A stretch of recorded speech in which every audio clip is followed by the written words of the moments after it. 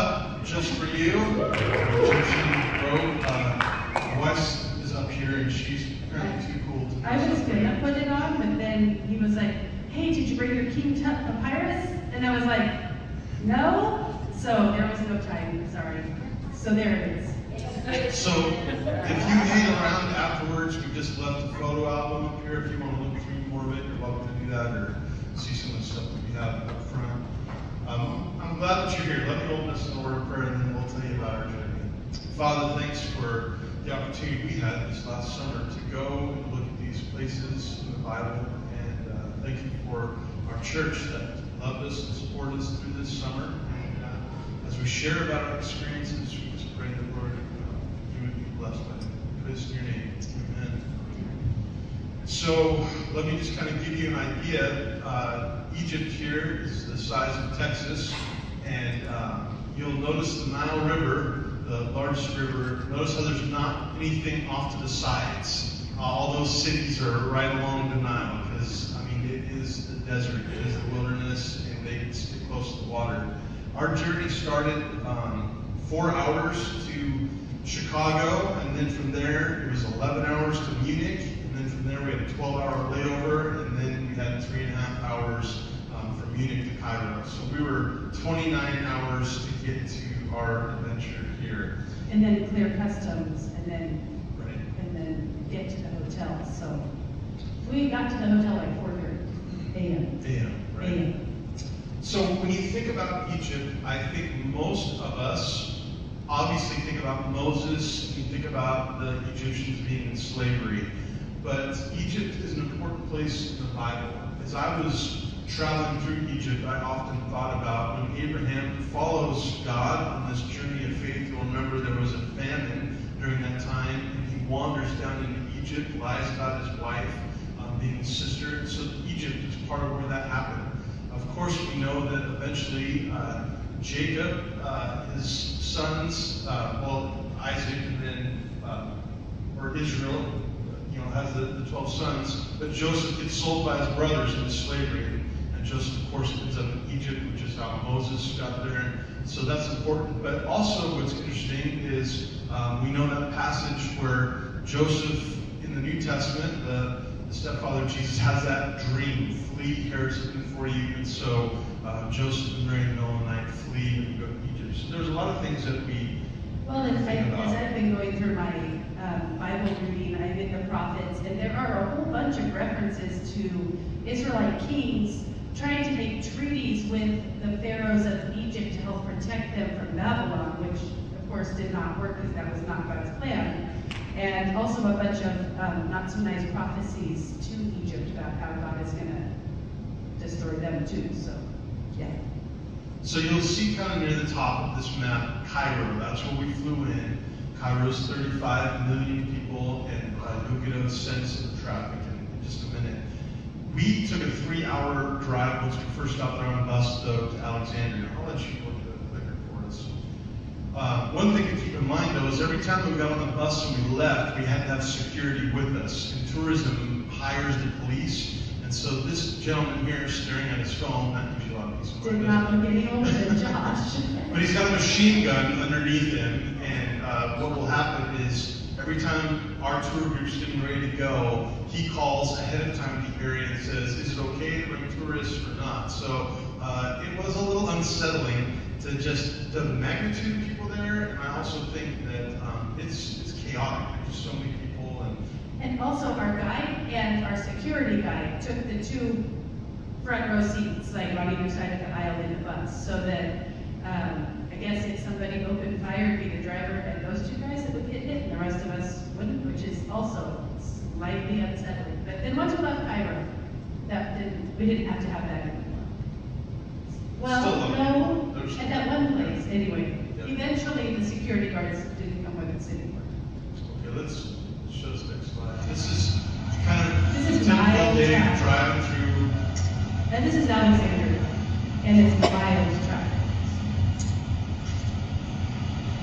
As you can see, spaces between parks. There's usually just a sea of an orchestra of horns being honked at all the time. We thought that was bad because it was our first day, but we didn't know right. yet. next slide though too. There's so many people, see, there's a whole family riding on this little motorcycle, getting around, and that was not uncommon. There was another one between the mom and the kid you can't see. There was a tiny one between them too, but her outfit kind of covers that kid up. You can't see. There were 5. And then a lot of those like old 80s Toyota pickups, just jammed full of people in the bed, just living their best life, getting wherever they were going. So, yeah, let's do that next one. I don't know. Please? I'll go back. Oh, slightly. So this is all housing. This is what intrigues me. Is 35 million people in the Cairo area. The same for the school. That's all just like housing, and there's just such a shortage of it. And what they said is most houses are left unfinished, at least the roof part.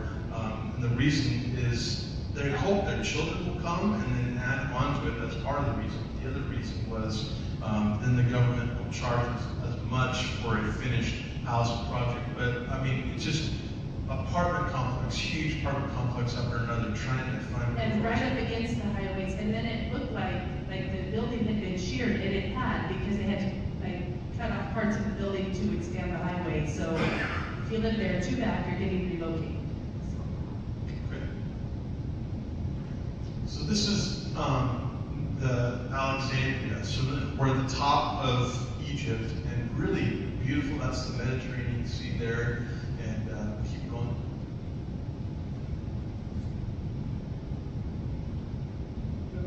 Yeah, go ahead. Okay, sorry. So this, I don't remember the name of this particular fortress, and I don't see it. But it was not ancient, like the pyramids. This was like Muslim invaders after the Romans, sometime around 600 AD, built this fortress. But it's right on the Mediterranean Sea. You can go in and climb around and climb on the walls, and it's still very, very intact. And it was a surprisingly cool, overcast day that day, which doesn't usually happen there, so it's nice too. I think being on the Mediterranean helped. Yeah, it did. And Alexandria is where, let's see, Cleopatra made it her, capital city when she was pharaoh in Egypt, which it was weird that she was a pharaoh, but she made herself a pharaoh after she killed her brothers off. Then she got to be in charge. And when the Romans were occupying Egypt, they made it their capital city as well. So while we were in Alexandria, we saw catacombs that were very Roman looking, but also had hieroglyphics in them, and the carvings were both cultures, and it was really interesting to see that.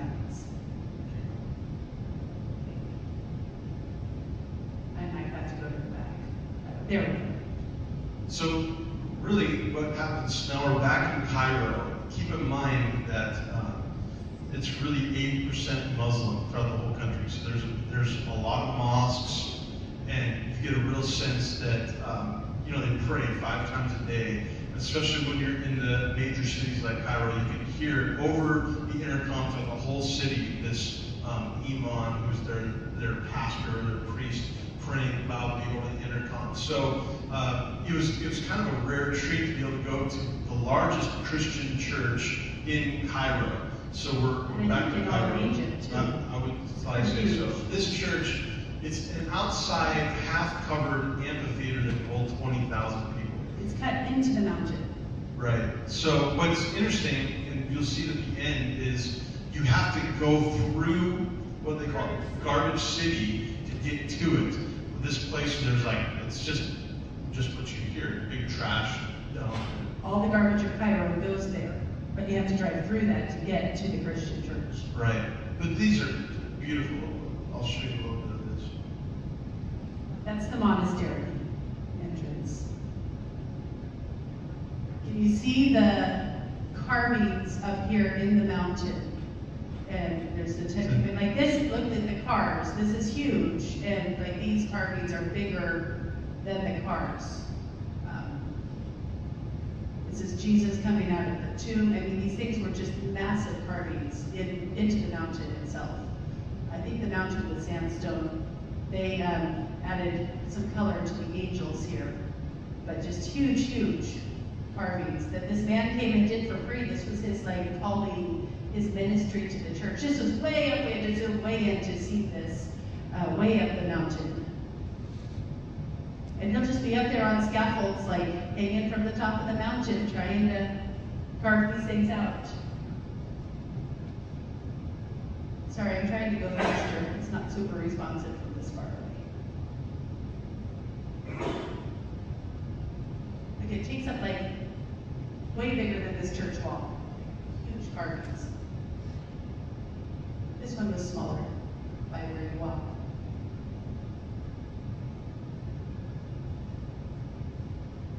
You see those there? Yeah, up there. And then these in. This is the inside, like looking from the pulpit of the church at all of the seats up to where you go. And so up there is ground level, and this is like the dome of the mountain that this church has been cut into, and then these are all of this. It seats about 5,000 people. 20,000. Sorry, 20,000. 20. So it's huge. It's huge. This is the pulpit, the platform.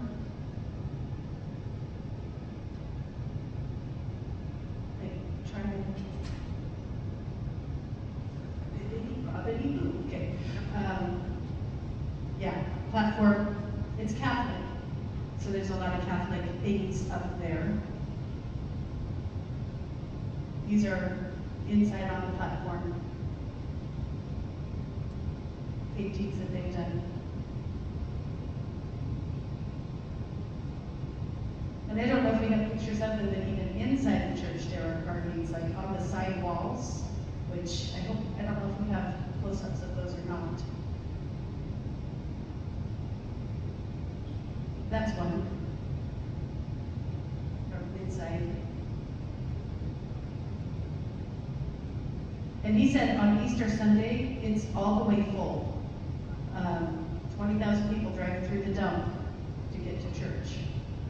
This is inside as well. This is the lowering the paralytic through the roof. Okay. So this is just outside of Cairo. This is Giza. Giza and Cairo are right next to each other. And these are the Great Pyramids, one of the 7 wonders of the world. We were able to go to the pyramids, they call it pyramids, at night.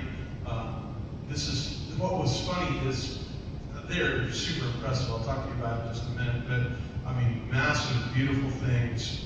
And my lovely wife here, I look over at her and she's like nodding off. I almost fell off the chair like 3 times. I was so tired and jet lagged. Yeah, so here we are taking in the views of the Great Pyramids. Because we had been on this walking tour of Cairo all day, and the day before we had been in Alexandria all day and had flown for 30 hours the day before that. So, like, I was so tired and I could not stay awake for this thing, and I felt really bad about that, but I just couldn't stay awake.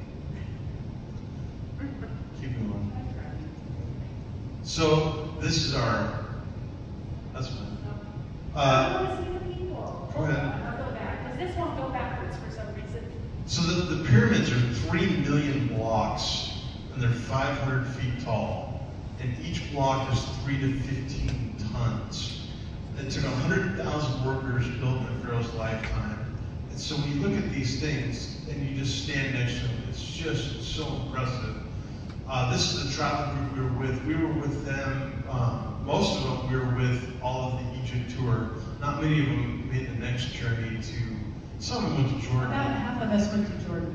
And then only 4 of us went to Israel. 5, sorry. Yeah, so there was 21 of us, I think, and we were... This guy was our guide, and he was the best guide we had on the whole thing, but that might be because we also got the most time with him, so we got to know him really well. So, obviously the tallest one, King Hatsu, is that what I said right? Olaf. Yeah, okay, that's good, that's good. Yeah. We need aloe here. Yeah, right. And then it was for his brothers, the other ones, right? Descendants. Descendants. Yeah. Yeah. And then the real little one off to the side was for his wife. Yeah, this guy made one for his wife, which Yeah. Wasn't that nice of them? Those guys forgot about their wives altogether, so at least he got her something. Right. So you could go into the middle one, and I think we have a picture of us. So this is us getting ready to go into it, and it's. Do you see how tight that is? It's really a steep incline that you'd have to fully bend down to get into. You have to be like this to fit, and then you have to be this close to the people who are coming out while you're going in, because that's how big the passage is. I think it's like 115 that day, maybe 120. No, it was only 95 outside. No. And when we got back outside, it felt so good and cool Really? and refreshing. It It was only Oh, 95 wow. that day, and we got like 3 drops of rain, remember? Well, They thought that was this is miracle. what happened. We go, because I'm visualizing what you see in the movies, all these corridors and all these, and it's not like that at all. So it's one path down, steep, that you're going down and coming back up. It's dark. People are hitting me on this side. We have no idea how far to get to the other side. And I honestly probably got about 50 feet in, and I was like, I don't think I can do this. And claustrophobia started like weighing in on It was me. very humid in there and hot, and like, it was awful. And It was awful. I just thought, if I have to go back and tell Josh I got 50 feet in and then I turned around, he would never let me live it down. So I'm like, whatever it is on the other side better be awesome. It's going to be the coolest thing ever. So It was a room, maybe Yeah. the size of one of our classrooms, maybe the I size think of 2 you should. classrooms, okay. Oh, there's my camera. Maybe we aren't showing. It's like a room like the size of 2 of our classrooms, and they had placed a sarcophagus at the far end of it, and that was it. that was it. And the sarcophagus was just like a stone box. There were no hieroglyphics on it. It's just, that was it. And then they walked back out. So, Yeah. this is my camel. His name was Mickey Mouse. What was yours name? Charlie Brown and Mickey Mouse were our camels. And I don't know if that's just because we were Americans and he has a different set of names for every nation that visits him. So yeah, we got to go on these tours of these camels at the Grand Pyramids. And it was short, like 10 minutes, and that was enough. And you almost couldn't walk afterwards because these things are like, they're so wide to sit on, and you don't know where to put your legs, and it's not like a horse at all. They don't drink for 14 days, and they can store food in their hump. And they can store 150 to 200 liters of water, and they don't sweat.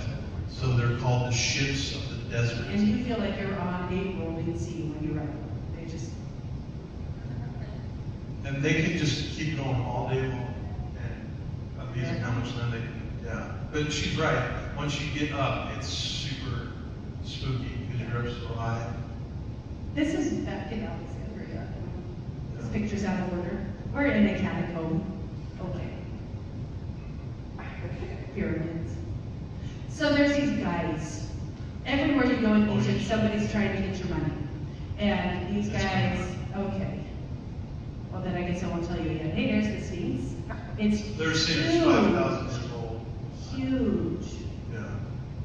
It's longer than a football field. And if you notice, the head seems out of proportion to the rest of it, and they think that it was built before the Egyptians, maybe, and it had something else that had gotten broken off, and then they turned it into Ramses' face. So, it's huge. Right by the pyramids. There's the guy. So here's what happens. There's always a guy. There's, first of all, we were just wanting to take pictures by the pyramids. And We're pretty good at selfies. yeah, we got it dialed in. We can take a selfie. And we have friends on the Right, tour who right. take our picture. So these 2 guys were like, no, we'll help you. And we're like, no, because then we know. They told us nothing's free in Egypt. There's nothing free. And they're like, no, you don't have to pay us. We're okay. No, but it's a better angle. Right. All right. So Should never say this. he has us posing, we take a bunch of pictures, telling us all along, I'm not going to charge you. Friends, we're friends. You're Americans, we love America, USA. USA number 1. Yes. And then we got done taking our photos, and they were like, okay, pay up. I have children and my sister. So we're like bartering back and forth, because we're like, all right, we need to pay this Our guide guy. told us never give up more than 50 pounds, which to us is like a a little over $2. It's nothing, and they know it. And that's what they said, but that's nothing to you. Come on, my sister is hungry. So we get hassled by these people for quite some time. And it's hot, and I'm tired. And for whatever reason, this guy here was convinced that I needed some of his I merchandise. thought this was the other camel guy after we rode the camels. Was this not the camel guy? No. Well, I walked away. I was like, She left me, is what she did.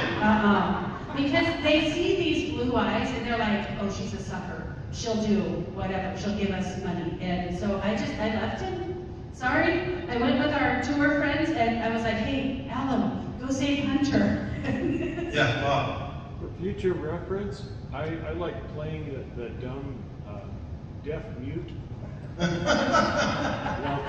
Throw a little sign language. I made a friend on the trip, and she and I learned, because they would like set up these market stalls that you had to walk through to get to where you were going, and on both sides there's vendors trying to, and they don't just ask you if you want, like they're just swarming you and putting their stuff on you and like, blah. And so she and I would just walk through, making eye contact only with each other like this. We didn't even look at them, and we would talk about ridiculous things really, really fast.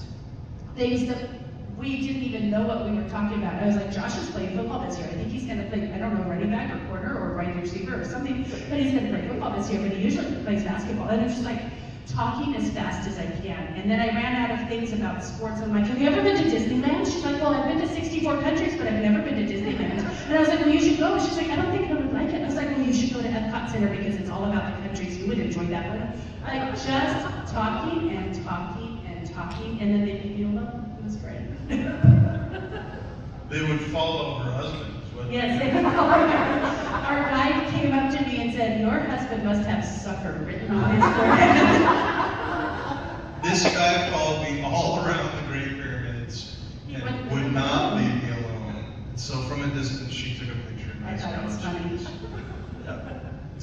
So in Cairo are these amazing museums. One thing to know that all around near the pyramids, families pass down that land. And of course, there's lots of people that like to buy that land to build hotels for tourists. And most people don't. And the reason why is because there's more that's been undiscovered that's been discovered. They're artifacts. You said 60% of Egyptian artifacts are still in the ground somewhere. And so everyone's convinced this land that's been handed down to us all these generations, we're probably sitting on something that's not been discovered yet. So they don't sell that land very often. But we spent the day at these two Egyptian museums because they have so many artifacts and different things to see. And everywhere you go, you can take pictures, no problem. But King Tut's different in that they don't want you to take pictures of King Tut's. They have all these signs say, don't take pictures. 3 security guards in the room with his stuff. But of course, my husband did take a picture of me looking at the sarcophagus because I taught King Tut. Like, there was a lot of King Tut stuff in our reading curriculum. He said there were 3 different stories about ancient Egypt, and he was in all 3. So it was a big deal for me to go see this. So he got a picture of it. And now it's not in there anymore because we got new curriculum. What's funny though is, you know, we think about King Tut and how famous he is. And then our tour guide says, King Tut meant nothing to our people. Like he wasn't significant, he wasn't a great leader, really young when he died. And what happened, well, you can tell probably better than I am. Yeah, the only reason he is this famous is because his was the only intact tomb that we have found in modern times. So when the Valley of the Kings was discovered, it was like it had all been filled in, and they had to dig down to find these tombs. Well, when they did that, the stairway that they had created for people to come down, looking into all these tombs and unburying them, went right over the entrance to King Tut's tomb. So it was undiscovered until after, it was like 1916, I think, or something like that. And so his was the only one that hadn't been hit by grave robbers. Like the treasures were still there, the seal was still on the door, the bacteria was still in there, so he killed the guy who financed the whole thing because he breathed in that thousands of year old bacteria when it got opened up, so they had to step back and vent it out. So it gave the clearest picture of how the pharaohs were buried. But King Tut, he was only 9 when he became king, and he was 18 when he died. He didn't do much. And he had some kind of physical deformity with his hip, so I think he was probably crippled. And he was very, very slight. His mummy was smaller than all the other mummies we saw. And yeah, anyway. They say some of the jewels they found, though, with his mask, they haven't been able to find Yeah, anywhere there are else. stones in his mask that are from, like, they're from space, and we don't know how they ended up in his burial mask, because they are, They're not like, on Earth space anywhere else, relics. Yeah, they don't exist on Earth. So, yeah, although he didn't do anything, He's still cool. his tomb was cool, so. yeah. So this is in the museum though, but not in the tomb. We'll show you tomb later. Again, sarcophagus. What happened was I couldn't unlock my phone quick enough. And then So I'm like security trying to guards looking at discreetly it. like get it out, and then my hand was too sweaty, so my fingerprint Because and he's afraid he's gonna get yeah, caught. so oh well. We took a 14-hour sleeper train from Cairo to Aswan. First class sleeper train. Into this area. And our guide explained it like this. He said, here, you do the hand thing while I talk. I'll be his voice, you be his hands. He goes, there is American first class, and then there is Egyptian first class. And he goes, and they're not always the same. And he went till his hand hit the ground. And he said, you just need to know this sleeper train is not going to be like your American luxury sleeper trains. And he was so right. It was so grimy and filthy, and it smelled like a bathroom. Is that a delicate way to say that? And you were only allowed to use the bathroom while it was moving, so I think there was no plumbing. It was just like, it was so gross. And the air conditioning didn't work in our car, so it was super hot. And then the car next to ours with the other half of our group, it worked too well, and they were all freezing, and it was awful. So we took 14 hours to get To from Aswan. the north of Egypt down to the south into Aswan, which they say is not a very big place, so we don't have bus systems because there are only 1 million people in Aswan. Right. It's tiny. It's not very significant. So, but And it was really known about for its herbs 20 and miles from the spices. Sudan border. So that's for reference. That's where we were. Right. So part of what we were down in the southern part, though, is this amazing temple, and this is King Ramses II, which would have been the pharaoh that Moses would have grown up under. So this is the one that won't let the people go, that has to face all of those plagues. And this was it's an optional day. Like this wasn't part of it. It was, if you want to go, then pay this extra, and we'll take you there. I'm so glad we went to this one, because to me it was the most meaningful of all those things that we saw. It was a 3.5-hour bus ride all the way down to get to this. Right. And So we left at like 4 in the morning. Right. So Yeah, we travel. We'll show more pictures of this temple. what was amazing to me about this place and why it was so, oh, by the way, here is his little wife, right here. So he put his wife in. He made 2 giant statues of himself and then little statues of his wife between his own selves. He built this so that the people would worship him as a deity after he died, because like Osiris and I can't think of the names of all of them. Wow. No, that was, I mean, maybe, but they were people that then turned into gods. And so he thought, I'm going to do the same. So I'm going to build my temple now so they can see that I belong in that God category. I'm a deity too.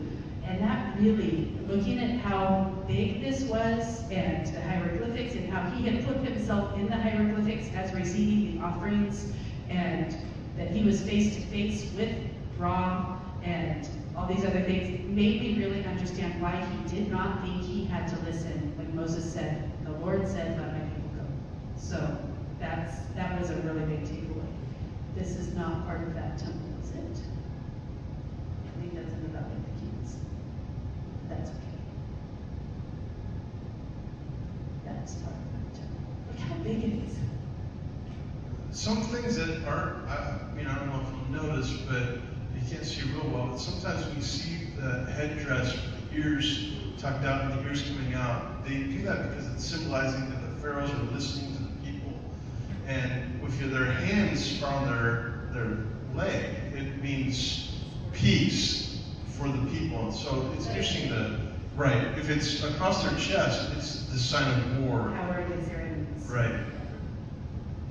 So some of them have both one hand down, one hand across, and the ears out. So this was next door, made for his favorite wife. He had 46 wives, or was it 42? 40 something wives, but his favorite one was Nefertari. And he built this as a temple next door to his, so she would be a goddess as well. So it's him, and then it's her, and then it's him, and then it's him, and then it's her, and then it's him. And this whole thing is dedicated to her. And also her tomb in the Valley of the Queens is the best preserved of all of the Queen's tombs. It's very beautiful. I hope we have pictures in here for you to see that, because you can see how colorful Egypt used to be when you go in there. It's right by the largest man-made lake that was dammed up from the Nile, Lake Nasser.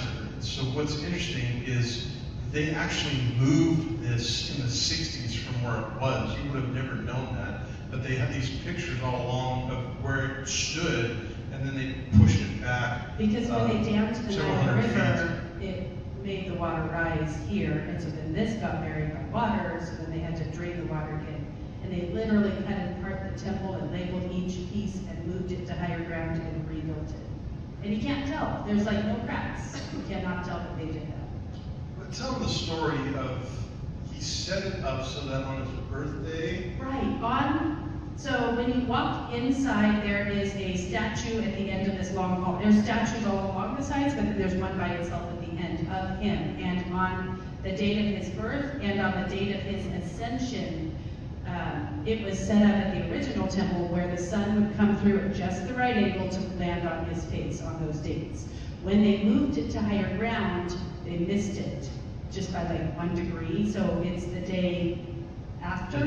It's either the day before or the day after of those dates where it hits his face. But pretty amazing engineering for ancient. It happens in October, and he said literally thousands and thousands of people come for a 15-minute window of the sun to rise, to come in and to shine on this guy's face, and the engineering. But I mean also the narcissism of, I'm going to build something so great that it's going to shine on me on my birthday, and the date it's going to be a tribute to me. Yeah. And I bet you he arranged the date of his ascension to be exactly 6 months from his birthday so that it would happen both days, so that like he had that figured out before he even took the throne and started building it. So I accidentally skipped one. Do you want me to run back? No, Okay. sorry. We left there Oswan, we would go to Luxor. This is the place that And almost this is, killed me. Not quite, this is Karnak. Oh, this is Karnak. Yeah. And Karnak is the oldest temple in the world. And it took 2,000 years to build this. And you can see compared to us how tall it is. Can you imagine having plans that you have to trust that the next guy is going to keep it going and then the next guy is going to, so that for 2,000 years you've got architects following those original plans and keeping it going. There's 130 columns there that are that high. And so one of their theories, of course, that they're perplexed, how do you build something that tall without the equipment we have today? One of their theories was they would pack it and fill it all the way up with sand. They would build the columns, excavate under as they're going, and carve the hieroglyphics and let a little sand out and carve some more, so you're starting at the top, carving your way down. yeah.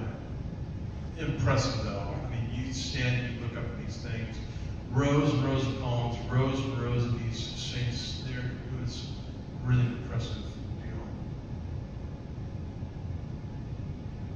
I'm afraid to hit it again because it always goes twice when we do it. Okay. Yeah, still at Karnak. This is Hatshepsut's obsolete. And what is interesting about her is when she was the queen and her husband was the pharaoh, she was really the one running the kingdom. She was working with the priests, getting everything done. He wasn't super effective of a leader, and he was a really good figurehead. But then he died. And Egypt is still very much male-centric, and women do not hold office and generally do not work unless they want to. But men are the ones who pay for everything for the household, all the food, the shelter, the clothing, the cleaning supplies, everything. She's expected to be home taking care of the kids. If she wants to work, she may, but she does not have to contribute any of that money to the household. That is completely her choice and all her money. And we didn't, like, none of the hotels had female staff. It was all men doing all the jobs, like, there just weren't women working. It was even more so in ancient Egypt, and that included all the way up to the queen. Like, she was just the queen, that's all, just the queen. And when her husband died, the priest knew she had been the one running the kingdom. And so she woke up one morning and told the priest that the oracle had visited her as she slept and given her a vision that Ra had pointed at her and said, "You are going to take over the kingdom and you will sit on the throne." And they were like, "Yes, that is exactly what happened." And so she became a pharaoh even though she was a woman. And that's why Cleopatra being a pharaoh is like, what? Because they just didn't do that. After she died, her stepson was so upset by this because no woman should sit on the throne and rule Egypt. So he couldn't tear this obelisk down because it was in a temple. So instead he just built a wall around it so that way nobody could see it. But by doing it, he protected the hieroglyphics from the weathering. And so it's actually the best preserved out of all of them now. So, ha. It does speak of how well she's loved by the people out that way. She's like, "Hey, I have this vision," and they're like, "Yeah, you're a leader." Yes, and they built a big temple to her after she died near the Valley of the Queens. It's not in it, but it's close to it. Now Luxor is much, much smaller than other ones. It's only 400,000. Right, tiny. But super, super hot. This is the one that almost killed me. So we showed up, this was after, so we're kind of out of order a little bit. We got off the boat. So we took the train from Aswan down, we took the Nile cruiser back to Luxor. We got off of the cruiser, but by the way, stepping onto that cruiser after that train was like going from, it was Orphan Annie going from the orphanage to Daddy Warbucks' house, even with the crystal chandelier and the like 3-inch plush carpet. And they stood there with this tray of chilled hibiscus juice for us, and it was just amazing. So we get to Luxor, and we're leaving the Nile cruiser, which is where we got this outfit, by the way. It was on the boat that we had the party. And our rooms weren't ready because we were off early, like 11 o'clock. So we had to wait a few hours before we got into our room. And our guide said, Luxor Temple is about a 20-minute walk away back. A mile. Yeah, don't go. It's not worth it. It's He said, hot. "I don't recommend it." He said it's too hot and you'll be too tired tonight. And he said that like at 11:30. And then we had to wait till like 2:30 before we got our room. And our group was going out at 6 to go to Karnak Temple, which is like very close to Luxor Temple. And he said it's basically the same thing. Don't go to Luxor Temple, I don't recommend it. So and so this we get is into my our room. feeling though, is I'm going, I'll probably never be here again. And I was like, And if we're "You going to go said travel, no." we're going to see everything that we can see. So And of course we go. I said, of course we're going, even though he said not to go. So we're going to go, no problem. Now it was 100, it was close to 120. 115, 117, yeah, something like that. It was, And we had water. We set out with our little Google map, like that only works it'll work. It works because we bought a little SIM card in Egypt, so it works. And it's directing us one way, and then the taxi drivers are stalking us and like trying to get us to get a ride. And then the horse and carriage guy is stalking us and trying to get us a ride. And then the horse and carriage guy tells us, no, you're going the wrong way. You need to go back and go around that way. Well, the way we were going, we would have ended up in the same spot in a shorter amount of time. And by the time we got in there, I had stopped sweating. well, we got lost. Yeah, I We couldn't had. find the entrance in, so we definitely Yeah. did more walking than we were supposed Right. to. I was no longer sweating. We were out of water. My tongue had swelled, and I could feel my pulse in every fiber of my being. And I was like, I have heat stroke. And I tried to tough it out. And then I just sat in the shade of a big column, and I was like, he'll notice. No, I was taking pictures. I was taking So the signs. I finally went and got him. I was like, I have to go back now. And he looks at me, he's like, why? I'm like, if we don't leave now, I'm not going to make it back. I have to go now. And I was like, and I think we're getting a horse and carriage park guy to drive us back. He's like, no, we're not, we'll get kidnapped. So we walked all the way back, and I tried very hard not to cry, because then they'll really... Well, we left the temple, yeah. And a horse and buggy guy called out, yes. and she says, how much? And I said, was ready to we're not in. interested. And he heard her say, how much?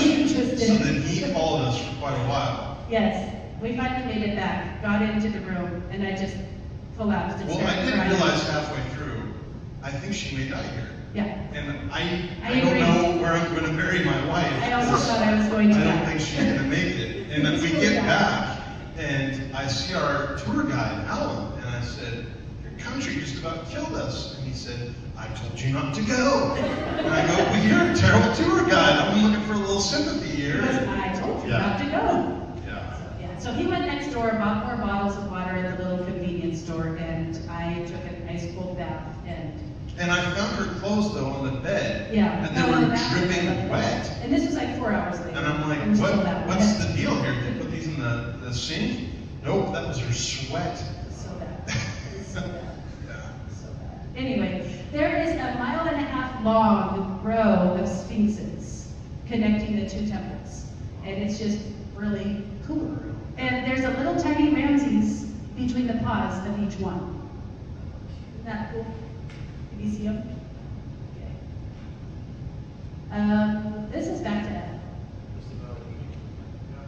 Okay, yes, this is the Valley of the So Kings. this is the Valley of the Kings. There's over 130 of these tombs. We got to go in 3 that was included with our... They only open up about 10 at a time because they don't want them to get bombarded with tourists. They want to be able to shut some down, to do renovations, to preserve them. And so climate control. you can only go into so many at a time, and they're really amazing. You go pretty far down, and then what happens is, as soon as someone becomes king, they have a scribe and they have a priest. And from the moment you become king, you sit down with your priest and your scribe and say, what can we do to make me great? And what will my tomb look like when I die? So that way he has a say in what is said about him and what And the is... longer they live, the more intricate Right. is it, they've had more time to work on it. Because they're not going to work on it after you die. Because they got to work on the next guy's tomb. Right. And it starts the day you take the The day you take over, we're building a monument to you of your greatness, and you're sitting down with the scribe and all that. So This is a room we actually didn't go into. One of those guys came and so I don't remember who was this, Ramses the 9th or something. They told us to look out specifically for this one spot because it shows him playing the harp. And none of the pharaohs ever included their own personal hobbies in their tombs. Like that just wasn't done. And he did, because he liked to play the harp. He enjoyed music. So that's in there. And they showed us the alcove where it was. Well, there's one of these guys that always wants money, right? And he's like, no, I'll go in for you. I get the picture. And he did. He actually went in there, which you're not supposed to do, like big no. And then he's like, wait, come here. And he goes up these corridors and he's like, I'll be right back. And he takes my phone. And I'm like, where are you going, sir? But I had disabled Venmo, so I'm like, I think I'm okay. So he went in and he took pictures of places where people aren't allowed to go. So I paid that guy and I paid him well because he got a bunch of pictures of rooms I never saw. This is one of them. So this Valley of the Kings is an interesting spot because they chose it because it has so much limestone. And limestone can preserve the color longer. And they also wanted to be intentionally away from the Nile because they were concerned about water damage. So it is strategic where they put it. It's really in the middle of nowhere. It's surrounded by a lot of sand. I always thought of Egypt as just like that brown sandstone everywhere. Like that's what it always had looked like. And people wore white linen robes with gold belts, and that's what you do in Egypt, right? But it was super colorful, and these colors have faded, but you can see that they're still there. And the ceilings of each one of the tombs was blue with these gold X's, and it represented the Nile in the sky, which is the Nile that took you to the afterlife, as opposed to the Nile on the ground that created life here. So, yeah, it's really interesting. I hit the button. I'm afraid to hit it twice. Come on, you can do it. needs to. This is the guy with my phone. This is the one where he took my phone. I don't know why Hunter didn't get to be in the picture, but he didn't. Oh, I'm afraid to hit it 3 times. Come on. Change game. There we go. See? Okay, we're back to Abu Simbel. I don't know. Yeah, this is back to Ramses. Right. Tomb. Or temple. Temple. This is our tour group in front of that one. So you saw our tour group in front of the pyramids, and then this is the same group here. This is the party night on the ship. They told us they were going to have a theme night, so it was optional, but everyone could dress up. And, Right. And most of our group did. yeah. Not everybody, but most of There were us. 7 Americans, I think 15 Australians. Right. So We were Aussies outnumbered. outnumbered us. But not when we got to Jordan, then it was a little more Americans. Hunter was the first guy to buy a robe, and once he bought a robe, then the vendors really started swarming him, and they wanted to sell him friendship bracelets and flip-flops and linen like table runners and like all the things, and rulers that have hieroglyphics in them and all sorts of things. It was amazing. They just wouldn't leave him alone. They can't. Do you see how fancy that room is, though? This is on the ship. Oh, this is at the end? Oh, okay, that's why it's not moving. Super fancy on the ship, coming from the train to that, so. Anything else? We got to see the Red Sea, and that was in Egypt. And Right. the Red Sea is so beautiful, like Hawaiian blue water. It's salt water. We did not get to go in it, because there was a shark attack 2 days before we got there that killed a tourist that was the resort next door to ours. So they shut down all snorkeling and all swimming in the Red Sea while we were there, which we had a lot of really sad people, because that was a big part of why they booked this trip, was to go snorkeling. I guess it's a world famous snorkel spot. I had no idea. But It was in Hurghada. Hurghada. Yeah. So it's a beautiful, beautiful place. And I just hung out by the pool for like 8 hours that day, put on my sunblock about every hour, got in the water frequently because it's hot, and he didn't, because that is not his jam. So. I had a chance to go on a tour of Hurghada, and it had a tour of the market and different things in a beautiful mosque and then a Christian church. What's interesting is we were on the Nile with this tour group here, and so we spent 12 days in Egypt. And it wasn't near the end that the guy that's right in front of me, the older Asian guy, so he says to me, when he finds out that I was a pastor, he goes, "Oh, you knew about the church that was dedicated to Joseph and Mary's fleeing to Egypt." And I was like, "Wait, what?" And apparently it's not It was in heavily Cairo. advertised, but in Cairo, and it's like this obscure little hole-in-the-wall Go church. down this alley to the other alley in the back, and then go down this back set of stairs, and then down there, we promise there's not a bad man trying to kidnap you. That's where Jesus stayed for 3 months. And Right. they got pictures. Yeah, they figured out some kind of Uber, and they did their own excursion, and I was like, The day we were in Alexandria, they did that, so yeah, we missed it. yeah. Yeah. Questions? But there's so many more things we didn't show you, so come look at the book. Yes, sir. So I'm curious about Sharia law, how serious it is in Sharia law is not a thing in Egypt. Like, they are very tolerant. I didn't know that. So our first day there, we told you we got to the hotel about 4:30 in the morning. We slept till about 11. But wait, so what we were gonna do is we said, we'll tough it out because breakfast is until 10. Right, we were We going to can get make up for breakfast, no problem. We did not make it. We'll be up by 9:30 to get breakfast, and then 11 o'clock suddenly came. I was like, oh, we gotta get up. Anyway, I was wearing this that day. Ta-da! This was my first day in Egypt outfit. And we went out to find something to eat. And we didn't want to eat in the restaurant because, you know. Well, I didn't want to eat. Okay, I wanted to stay in the hotel all day. And he's like, why wouldn't we go look around? And I was like, because I'm a girl. And I'm kind of scared to step out the doors here. So we go walking around looking for Because things. what And she's well, saying hold on, is- I'm getting there. Okay. As we're walking around, I'm looking around. And there is not another woman dressed in modern clothing anywhere. They are all in that long robe all the way down to their feet. Their sleeves cover their hands. They've got the head thing on. Some of them have their faces covered too. Most of them it's just wrapped around this way, and you can see their face, but that's all of them that you can see. And I was like, I don't know if this is a big deal, and if I'm like offending people by showing, I don't feel like I'm indecently dressed, but maybe to them I am.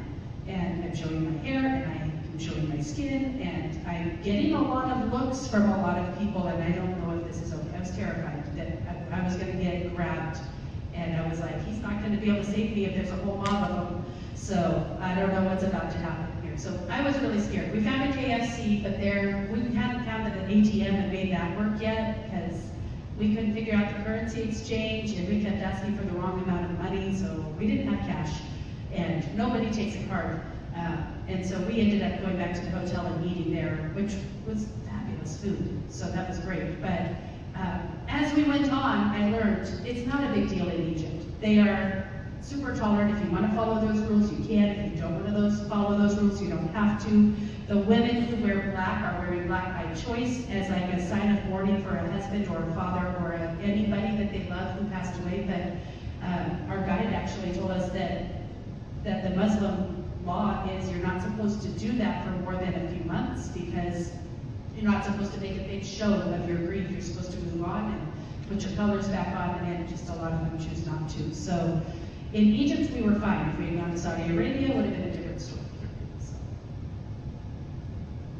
There was an agenda, I feel like, where we spent a lot more time in mosques. Oh, absolutely. And our tour guide is clearly Muslim. Yeah. And I think we didn't know anything about Christianity. He was really trying to sway us to say, Muslims are tolerant of everyone. We want everyone to get along. We all love each other. He was trying to explain that jihad is not war. Right. It just means doing your very best in whatever you're doing. I was like, yeah. So it was interesting. There was a very clear slant. yeah. We just all want peace. Right.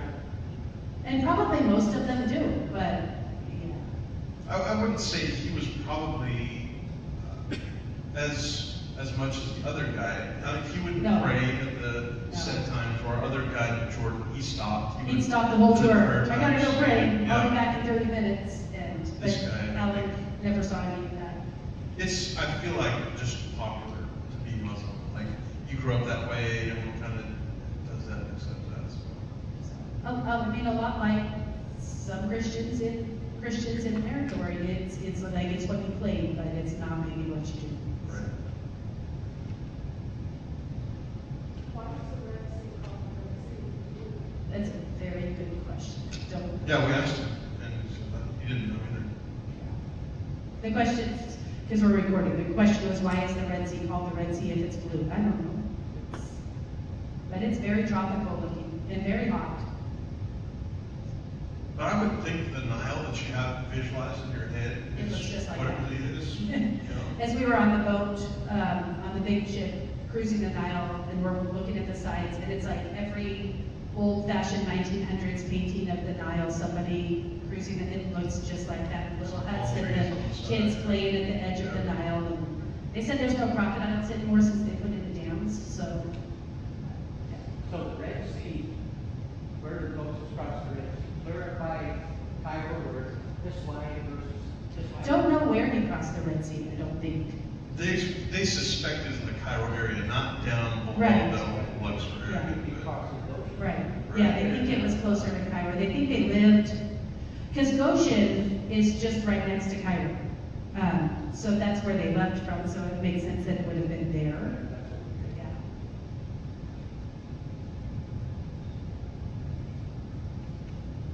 Anybody else? So, what was Saqqara? Were any of those pictures from Saqqara? We did go to Saqqara. None of those pictures were from, but there are some in here.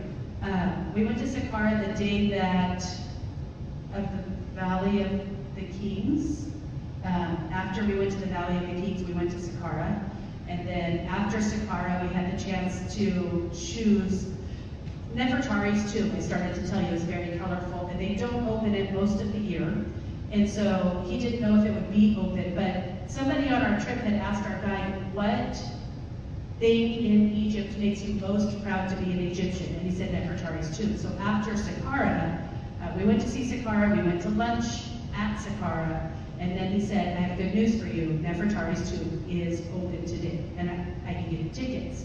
However, they make it kind of expensive because they don't want everybody in. So it's about, I think he said 6,000 Egyptian pounds. It was like $250 is what it worked out to per person.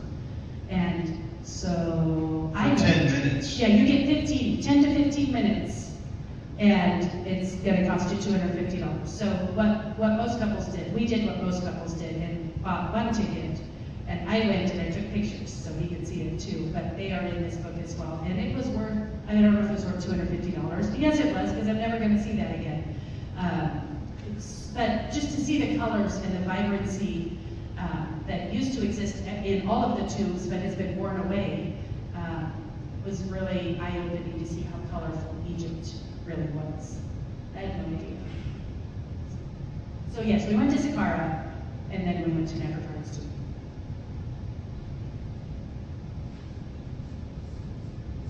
So much. Yeah. In Saqqara, that is the world's oldest step pyramid, and it's older than the pyramids of Giza. They think it might have been one of the first structures that still exists today. One of the oldest things ever built in the world that still exists today. And it's pretty huge. And it's got like the layers, the levels, all the way up. So. And it looks older. Those stones are a lot more worn, you can tell. Saqqara was the first capital, I believe, before Cairo. Okay. I know they moved their capital around a lot, so yeah. I can see that. That would make sense. I think it dates back to like just a few hundred years after the flood. Right, because if it's Early one of the first oldest period. structures on Earth, then yeah, it would make sense that it was their first capital. Fascinating stuff. Yeah.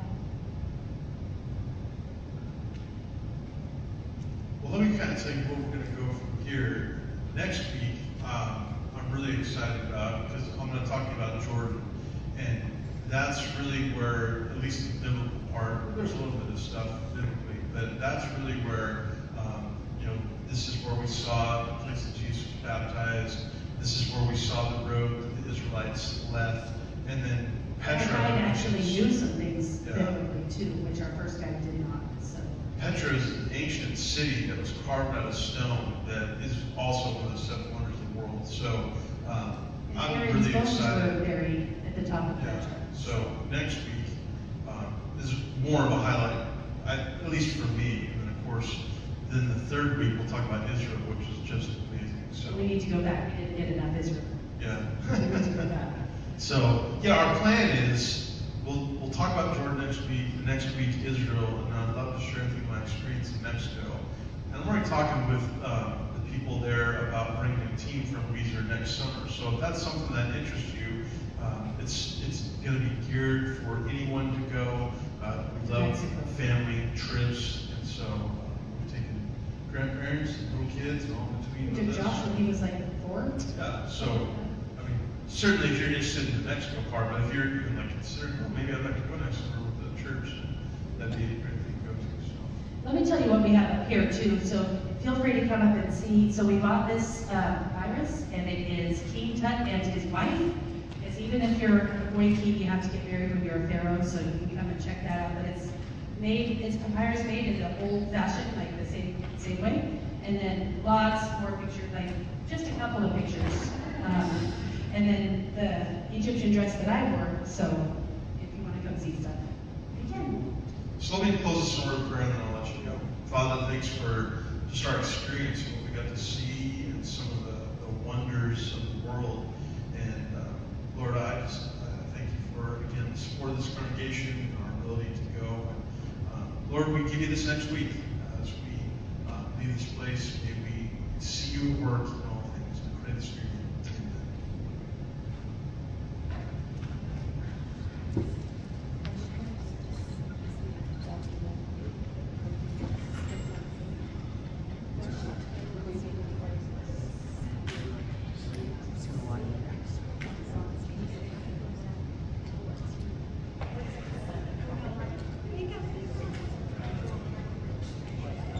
Yeah,